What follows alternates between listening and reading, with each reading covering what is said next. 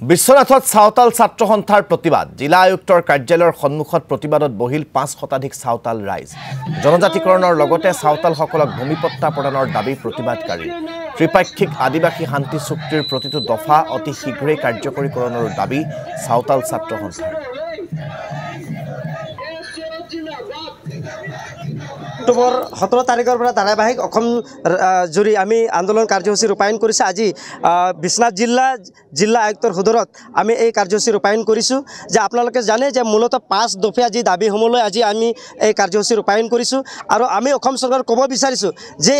বাৰম্বাৰ অসম চৰকাৰে কিন্তু আমাক প্ৰতাৰণা কৰি আহিছে এইবাৰ অসম চৰকাৰক কোনো পৰ্যায়ত হাৰি যাব নোৱাৰে সাঁওতাল ৰাইজৰ পৰা সাঁওতাল ছাত্ৰ সন্থাৰ তৰফৰ পৰা গতিকে তেখেতক ক'ব বিচাৰিছোঁ যে আপুনি যি বাৰে বাৰ তেখেতসকলে আবেগ লৈ আপোনালোকে হিতালি খেলিছে এই আবেগ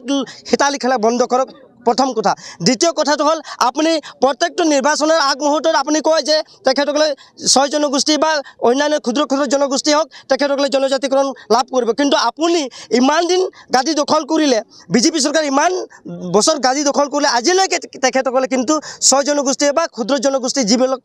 জনগোষ্ঠী আছে তেখেতসকলে আজিলৈকে জনজাতিকৰণ প্ৰদান কৰিব পৰা নাই তাৰ লগে লগে যিবিলাক তেখেতসকলক সাংবিধানিক অধিকাৰ আছে এই সাংবিধানিক অধিকাৰ তেখেতসকলে প্ৰাপ্য অধিকাৰ এই প্ৰাপ্য অধিকাৰখিনি আজিলৈকে অসম চৰকাৰে কিন্তু দিব পৰা নাই।